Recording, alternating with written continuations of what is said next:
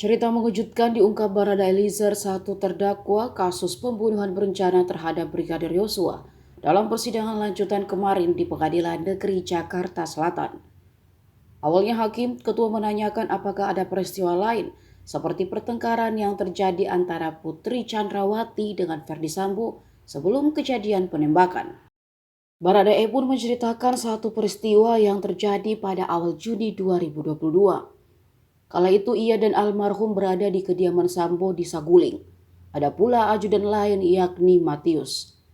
Tiba-tiba Putri Chandrawati turun tangga sambil membawa senjata dan keluar rumah dengan wajah yang marah. Senjata itu disimpan Putri di dalam mobil. Kemudian Putri memanggil Baradae Eliezer, Yosua, dan Matius untuk ikut pergi.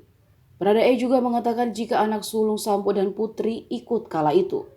Mereka keluar menggunakan dua mobil.